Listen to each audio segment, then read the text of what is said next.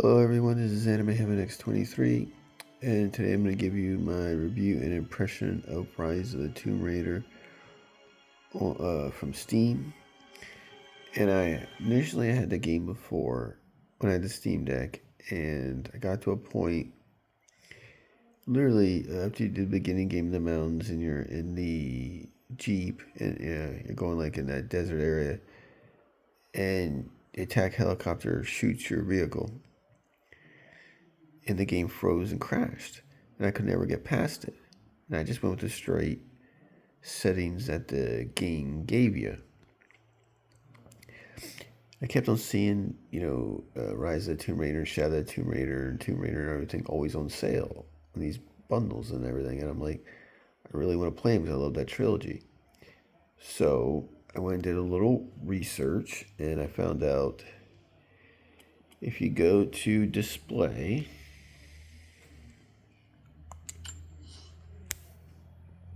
and you have the graphics at 900,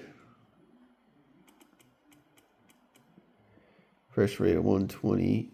You have the anti-aliasing at SMAA, VSync off. But the important part is you want to make sure you have the VSync off and the anti-aliasing on SMAA. Refresh rate 120 hertz, and the resolution at 900p, and you want it on DirectX 12. Sorry, that's where you want the display at. And then for the graphics,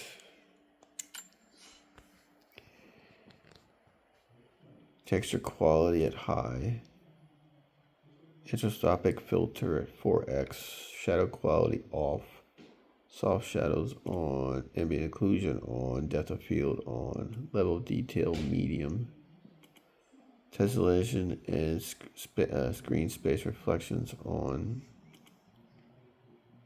spectral reflection quality normal, dynamic foliage low, bloom off, giant blur off, motion blur off, pure hair off, lens flare off, screen effects off, and pure green on. If you go with those for the graphics,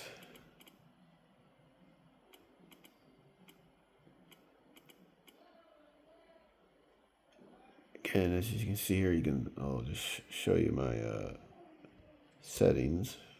We'll go a little bit slow here. If you go with those settings for the graphics and what I showed you for the display, the game, you will not have any issues whatsoever in the game. I have played the game now for, I think, 13 hours, have had no crashes. Yeah, you might have a slight, when you log in, you might have a slight, like catch up, or you won't move for a couple, maybe like 1 or 2 seconds, and then it catches up, and then you're fine.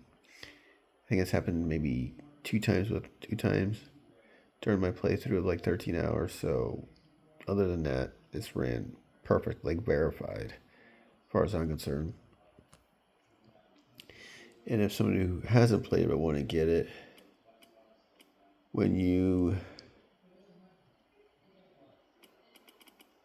Alright, so we'll get out of this. And if you go to Marketplace,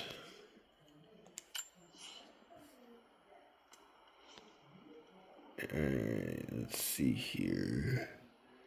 Okay, I have, as you see, that credits there, so it's like 3,000. As you can see, it takes 5,000 for that one. Then you have 60,000, 20,000, 150,000 for Platinum Pack, 20,000 for an Advantage Pack, and 300,000 for a Diamond Pack. So you have Challenge Packs, you got Wild Packs, and if you just buy the game, and the game does come with the season pass, because the Baba Yaga Wicked Veil with the Witch, that is part of the DLC. And then also Croft Manor Blood Ties, that is also part of the DLC. And normally you can buy Rise of the Tomb Raider for like $5 when it's on sale. It comes with all that content and all these other gears of armor and stuff that you can wear and everything, which is pretty cool. And other pistols and rifles and things that you can get. And throughout the game, you can get different pieces of weapons. When you get enough pieces, normally it's 4. Then you'll have that weapon, which you can pick from and, upgrade it and stuff. So just don't forget to do this. And with the cards, it's like for multiplayer and different things to go through to make the game more challenging for you and stuff like that. So it's how you want to play. See, like I said, right here is Croft Manor. And if you hit in Croft Manor, like it says, new story, Blood Ties. And then you got new expedition, Laura's Nightmare. As you can see, a bonus challenge set in Croft Manor for combat enthusiasts. Battle through the manor halls, gather weapons and ammo, and survive the nightmare. So you can do that. And this is just a new story where you're going through, you're playing the game, solve puzzles and stuff in Croft Manor. Some of the puzzles definitely require a little bit of thinking, so you definitely want to pay attention. I'm not going to bother doing that until I beat the main game. Then I'm going to go back and do that. I just completed the Baba Yaga Wicked Veil DLC, little expansion. I just completed that in the game. So we don't have to worry about that. So I'm going to show you a little bit of the game.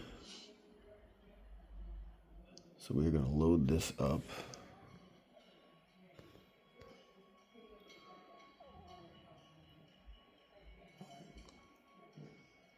Kind of wait for it to load. Sometimes it takes a little bit longer than you would think to load, but it does. And for the next game in this series, Shadow of the Tomb Raider, there are steps that you have to follow to get it to run really solid. And I'm going to follow them steps myself when I get ready to play Shadow. And I'm going to, when I do the impression for that video, I'm also going to show everyone how I did it. Explain how I did it. So that way you can get it to run as solid as it did. So there is Laura Croft. And if you hit your little double window, right now it shows you we're in the Soviet installation. So there's the map. If the left trigger brings it out, your map out, your right trigger brings it closer. And as you can see, the region summary. So far, tombs completed. We got 2 out of 3. Missions completed, 4 out of 5. I'm currently on. Select to do another mission. Challenges, we've done 2 out of 4. Strong boxes, 7 out of 14. Crypt treasures, 2 out of 2. Relics, 11 out of 18. Documents, 19 out of 26. Murals, 9 out of 12. Murals is how you increase your knowledge of languages. And you need it to decipher monuments around the areas. And that'll help you to, because when you get different scrolls and different things and you learn stuff, and you find these little, like in this Soviet one, you find these emblems of like a Soviet symbol star, and you read them, you learn stuff. Or you'll find stuff with the monuments, you learn stuff about Greek and stuff. And the more you learn, and when you solve them, then you'll get access to finding coin caches around the area, survival caches. So they're very important for you to find. All right, so. All right.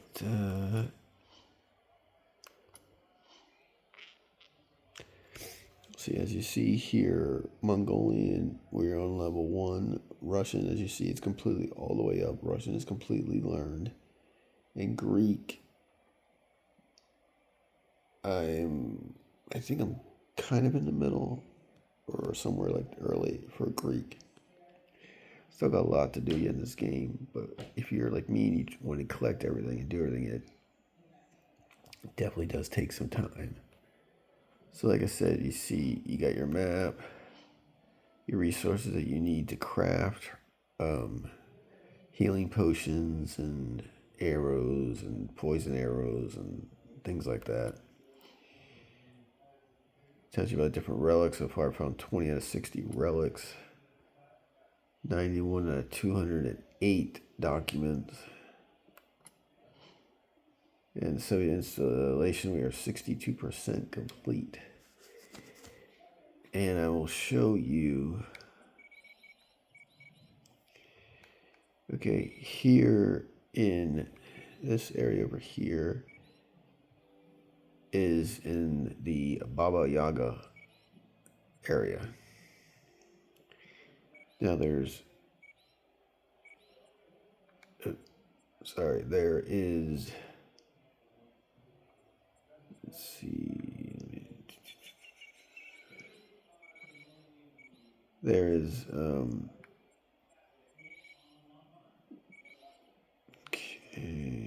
yeah. Okay, there's a satchel that I couldn't get during the battle when I was fighting Baba Yaga, but there are, as you see, some documents here. There are 3 documents that I can't access because I need almost like a hook shot, but it's with your axe because you swing it and it hooks onto these different areas. I need it to collect the last 3 documents in the Wicked Veil of Baba Yaga. So once I get that added to my inventory, then I can go back and get the last 3 documents and have everything completed in Wicked Veil, the Baba Yaga little expansion DLC. So if you get and you can't figure out why you can't collect these 3 documents there, that is the reason. Because you need, like I said, like a hookshot type axe that you swing and it'll collect onto these like hooks. So until you get that, you won't be able to 100% that area. And at any of the camps that you are at, just like any other previous Tomb Raider, regular Tomb Raider reboot, you can fast travel to any one that you've been to. And your survival instinct is back, so if you hold in with the left stick, you'll get it to appear. You can see, see different things because they'll light up like was it yellowish, like an orange. All right, so we will exit this.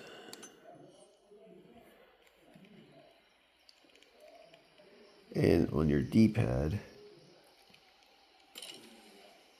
so we got your, see, cycle through, there's your poison arrows, but your D-pad brings up your bow, your rifle, and your pistol. And at your camp,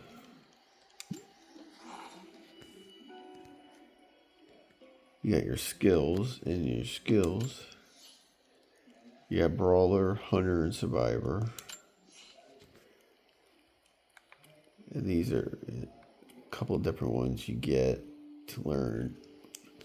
So you definitely want to spread yourself around there.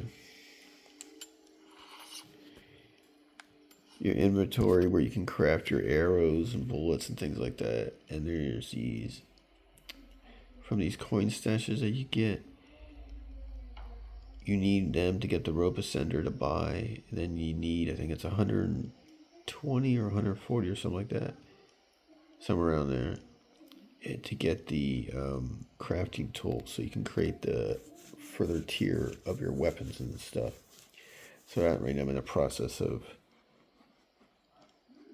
getting that. And then once I get that, then Sorry.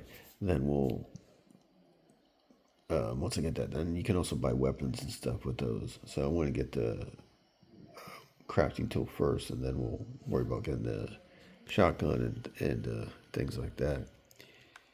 Then there's your weapons. So you got your bows. There's the different gears that you get automatically with the game when you buy the collection. Here's your axe you can upgrade. Your assault rifle. Like I said, your handguns and your bow. So you got your different ones there. And of course, like I said, you can fast travel to any of the different points in the game. So that right there is the map system, your icons for your collectibles. I showed you the display and the graphics to get this game to run rock solid, because it has for me. It's run rock solid. This game controls flawlessly. Even with the graphics that you adjust and stuff, this game still looks really good in handheld mode. Really good. Definitely on par with the PS4 and Xbox One version for sure. At least I think so. Like I said, I've had no issues, except for, like I said, sometimes, as you saw in the video, there's been some slight stutters. It gets caught real quick, so it doesn't happen much. So it's not nothing that's going to take you out. But I highly recommend this game. Like I said, the graphics, the controls, the collectibles, the gear you get, what you can buy with those coin caches, like I said, shotgun, the rope ascender, upgrade tool to upgrade your weapons and stuff. And you can get different attachments. You can get a piece of gear. So you got all this different stuff you can get, and you got the cards. And there's some multiplayer. You got the little spin. I talked about blood ties in the mansion, Croft Manor. So you got all that. Overall, I would give this game a 9.5. I really liked it a lot. One thing though, this game has a ton of achievements. I think it's like 143 achievements or something like that. So there's a ton of achievements. So if you really want to get everything, you're probably put well over 100 hours, I imagine, in this to come close to getting it. Maybe more, because there's like I said, like a kind of like an online function. So you might need more to get it. I don't even know if you can still get it with how old the game is. But like I said, I give it a 9.5. Highly recommend it with the price that they're always priced at. You cannot pass up getting Tomb Raider Reboot, Rise of the Tomb Raider with all the content, Shadow of the Tomb Raider with all of its content. You can get all three for like, what is it, like $15 or something? It's pretty cheap. So that right there is my review and impression for Rise of the Tomb Raider Steam on my ROG Ally Z1 Extreme. Hope you guys enjoyed these impressions. It seems like you guys do. Please like, share, subscribe, and take care, everyone. Goodbye, and thanks for watching.